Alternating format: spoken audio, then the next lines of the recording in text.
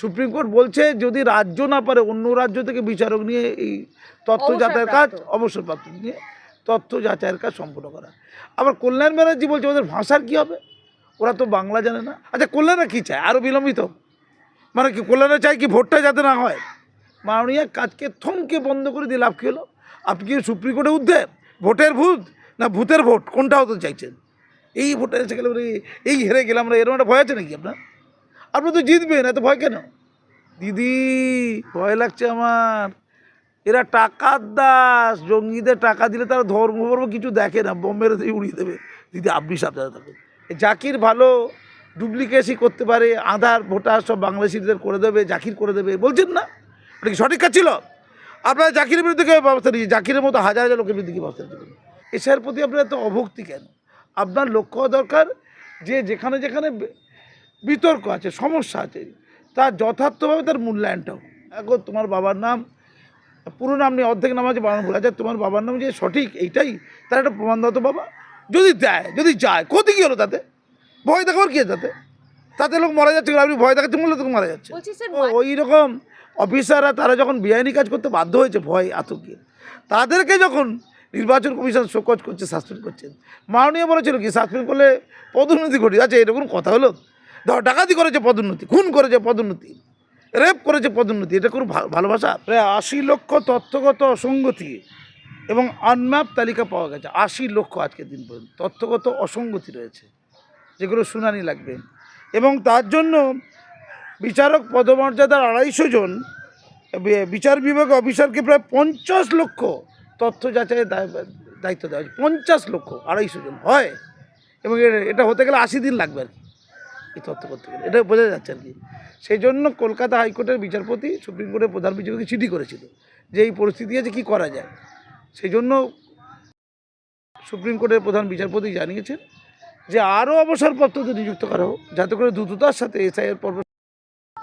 যদি তাতে যথেষ্ট না হয় তাহলে এক সময় এই পশ্চিমবঙ্গের সাথে অর্থাৎ বাংলার সাথে প্রশাসনিকভাবে একসাথে ছিল বিহার উড়িষ্যা। আমরা জানি বাংলা বিহার উড়িষ্যা নিয়েছিল বাংলার সুবা, সেই তারই একটা অংশ বিহারের একটা অংশ ঝাড়খণ্ড হয়েছে আর উড়িষ্যা। সেই ঝাড়খণ্ড থেকে আর উড়িষ্যা থেকে যাতে করে বিচারক দেওয়া হয়, এবং তার জন্য ঝাড়খণ্ড হাইকোর্ট এবং উড়িষ্যা হাইকোর্টের প্রধান বিচারককে জানানো হয়েছে যেন তারা সাহায্য করে। এটা হচ্ছে সমস্যার সমাধানের চেষ্টা, যাতে করে আমরা যথাসময়ের মধ্যে এসআইআর কাজ। মাননীয় আপনি বিলম্ব চাইছেন, আর সুপ্রিম কোর্ট সঠিকভাবে সমাধান চাইছে। আপনি কি অস্বচ্ছতা চাইছেন? তাই কি আপনার এসআইআর প্রতি আপনার এত অভক্তি কেন? আপনার লক্ষ্য দরকার যে যেখানে যেখানে বিতর্ক আছে, সমস্যা আছে, তার যথার্থভাবে তার কোনো পশ্চিমবঙ্গের নাগরিক যাতে ভোটাধিকার থেকে বঞ্চিত না হয়, এটা দেখা যেমন নির্বাচন কমিশনের দায়িত্ব, তেমন সরকারের দায়িত্ব, তেমন বিরোধী দলগুলোর দায়িত্ব, প্রত্যেকের দায়িত্ব এগুলো, যে একজনও ভিক্টিমাইজ না হয়। সেই ভিক্টিমাইজ যাতে না হয় তার জন্য কাগজপত্র, যদি তার ধরুন একজন বৈধ নাগরিক, তার কোনো কারণে কাগজপত্রে ভুল আছে, বাবার নাম ভুল আছে, নিজের নাম ভুল আছে, কোথায় একটা গণ্ডগোল হয়েছে, এর জন্য দায়ী কারা? আপনাদের তো কর্মীরা যারা সারা বছর ধরে এই ভোটার সংশোধনের তালিকায় ছিল, তারা কাজ করি, তারা শোকজ করুন না, ধরে তো শোকজ করুন।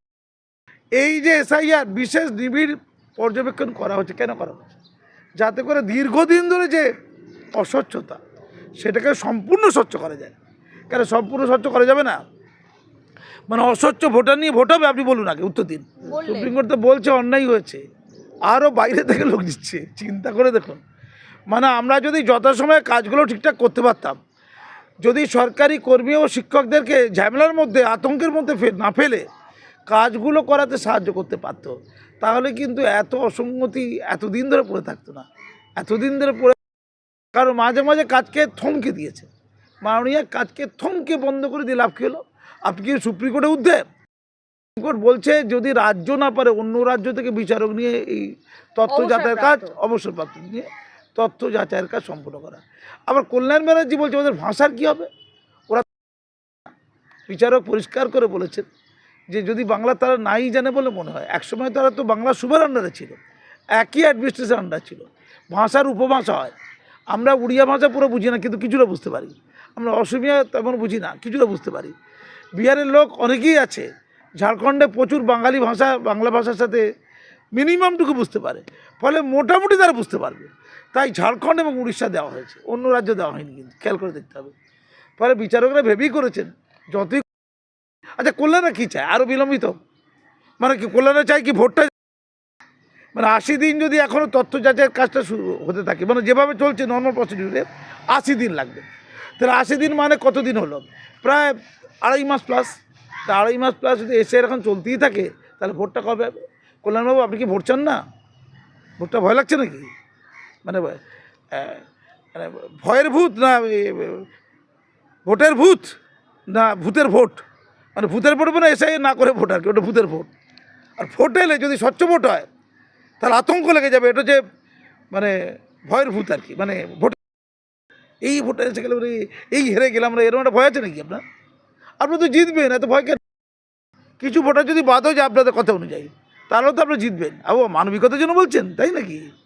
আচ্ছা, সেই জন্য জাকিরকে তৈরি করা হয়েছিল নাকি?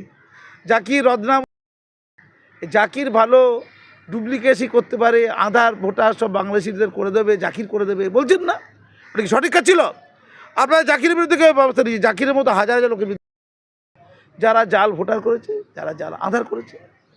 আপনারা বলছেন যে বিএসএফ কী করছে, ওপার বাংলা থেকে লোক চলে আসছে, ঠিক কথা। তো 1,500 কিলোমিটার তো কাঁড়াতারের বেড়া নেই, বিএসএফ কী করবে? ঢুকে যাবে তো? বিএসএফের এত ক্ষমতা আছে? আর বিএসএফ করে ত্রুটি বিচ্যুতি করে ধরুন না তাদেরকে, তারা ঝুঁকে যাওয়ার পরে এই রাজ্য পুলিশ তাদেরকে প্রশ্রয় দিচ্ছে কেন? রাজ্যের জনগণ, পার্টি, পুলিশ তারা আধার করে দিচ্ছে কেন? আপনার জাকির আধার করে দিচ্ছে কেন? উত্তর দিন তাকে। আপনাদের রত্না জাকির আধার করে দেবে কেন? ওই উত্তর দিন আগে। ধরুন তারা অবৈধভাবে ঢুকে গেছে, বিএসএফ অবৈধ কাজ করেছে, তো আপনার জাকির বা রত্না কী করছে আগে বলুন? আপনাদের কমিউনিটিটা কী করছে? তার লালন করছে, পালন করছে নাকি? এইটাই তো প্রশ্ন না। গণ্ডগোলটা হয়েছে কোথায়? যে নাগরিক কি নাগরিক না, একই লোকের দুবার ভোট হয়ে গেছে, কিন্তু একই লোকের বিভিন্ন জায়গায় ভোট আছে, এক জায়গায় ভোটটা হবে। এই তো কিছু লোক মারা গেছে, তাদের ভোটার তালিকা এখনও নাম আছে, এইগুলোকে দূর করা করলে আপনার ক্ষতি কীভাবে বুঝতে পারছি না। ধরো মনীষা, তোমার কোনো কাগজে গণ্ডগোল আছে, তোমার নামে হোক, তোমার বাবার নামে হোক, তোমার মায়ের নামে থাকতে পারে, আমারও আছে, থাকতে পারে, সেটাকে এতদিন ধরে কারেকশন করা হয়নি, এর জন্য দায় কার? আপনার প্রশাসনের লোকজনই তো কাজগুলো করছিল, নির্বাচন কমিশন ছিল, কিন্তু করছিল তো আপনার প্রশাসনের লোক। তাহলে সেইটাকে যদি এখন ভালো করে ঠিকঠাক করা হয়। আচ্ছা, ধরুন নামে ভুল আছে, নামে ভুল আছে, নামে ভুল থাকলে যদি তোমার বাবার নাম পুরো নাম নিয়ে অর্ধেক নাম আছে, বাবার ভুল আছে, তোমার বাবার নাম যে সঠিক এইটাই তার একটা প্রমাণ দাও তো বাবা। যদি দেয়, যদি যায়, ক্ষতি কী হলো তাতে? ভয় দেখাবার কী তাতে? তাতে লোক মারা যাচ্ছে, আপনি ভয় দেখাচ্ছেন বলে তোকে মারা যাচ্ছে। আরে দিদি তো পরিষ্কার করে সে 21শে জুলাই শহীদ দিবসে মঞ্চে বলেছে, অনেক আগে 21শে জুলাইয়ের কথা বলছে, যে মনে রেখে তো এসআইআর হওয়ার আগেও তোমরা আমাদের কর্মী, এসআইআর হওয়ার পরেও তোমরা আমাদের কর্মী, ফলে সাবধানে চলো বেচারি বেটা, সাবধানে চলো। জ্ঞানেশ কুমারকে গাছে বেঁধে রাখবো, যারা জ্ঞানেশ কুমারকে গাছে বেঁধে রাখার কথা বলে তারা কোনো সরকারি কর্মী। আর মাস্টারমশাই, আপনি কিছু দেখেননি তো, কিছু কিছু মাস্টারমশাই তো চোখটা বন্ধ করে ফেলবে ভয়ে, তোষামুদিরা। তো ওই রকম অফিসাররা তারা যখন বেআইনি কাজ করতে বাধ্য হয়েছে ভয় আতঙ্কে, তাদেরকে যখন নির্বাচন কমিশন শোকজ করছে, সাসপেন্ড করছেন, মাননীয় বলেছিল কি সাসপেন্ড করলে পদোন্নতি ঘটে যাচ্ছে, এরকম কথা হলো? ধর ডাকাতি করেছে পদোন্নতি, খুন করেছে পদোন্নতি, রেপ করেছে পদোন্নতি, এটা তারা ত্রুটি বিচ্যুতি করেছে বলে তো তাদের শাস্তি হচ্ছে। আচ্ছা, ত্রুটি বিচ্যুতি করলো কেন? তারা ত্রুটি বিচ্যুতি নাও করতে পারত, কর্তব্যে অবহেলা নাও করতে পারত, যথাসময়ে তারা আপলোডের কাজটা করতে পারত, করেনি। আপনারা গাফিলতি করতে বলেছেন, আপনারা বিকৃত কাজ করতে বলেছেন, এরপরে শোকজ হয়ে যাওয়ার পর ওরা বলছে দিদি আপনি তো বলেছিলেন যে পাশে থাকবেন, আমাদের ওই ডবল করে দেবেন, পাশে নেই কেন?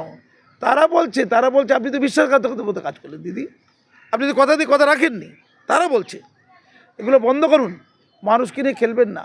কোনো মাস্টারমশাই তার ক্ষমতা নেই পশ্চিমবঙ্গ সরকারের বিরুদ্ধে গিয়ে বৈধ ভোটারকে বাদ দেবে। ল অ্যান্ড অর্ডার তো নেই, দেখতে পাচ্ছ না কী হচ্ছে। এবার বলবে বোম্বের চেয়ে আমরা ভালো, দিল দিচ্ছে আমরা ভালো, এটা কোনো কাজের কথা? আমাদের রাজ্যে নেই।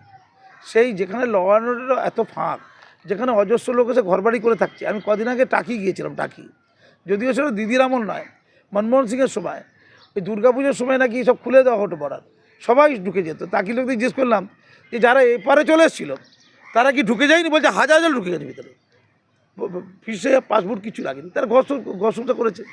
তো যারা ঢুকে গেছে অবৈধভাবে তারা তার আত্মীয় স্বজন বিয়ে শাদী করে তাদের মধ্যে কোনো জঙ্গি ঢুকে যাবেন কি গ্যারান্টি আছে? কিন্তু সেফ করিডোর, ওরা বাংলায় কিছু করবে না, ওরা অন্য রাজ্যেই করবে।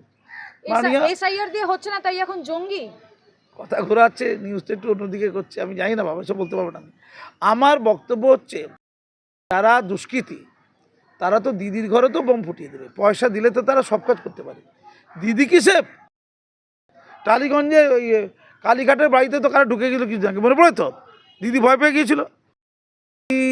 ভয় লাগছে আমার, এরা টাকার দাস, জঙ্গিদের টাকা দিলে তারা ধর্ম ফর্ম কিছু দেখে না, বোম মেরে দিয়ে উড়িয়ে দেবে। দিদি আমার আপনাকে নিয়ে খুব ভয়, আপনার শরীর টরীর কত ভেঙে যাচ্ছে, যদি ফট করে আপনার সঙ্গে চিৎকার করে বোম ফুটিয়ে দেয়, আমি আওয়াজে আপনার হার্ট অ্যাটাক হয়ে যেতে পারে, আওয়াজে। ধন্যবাদ।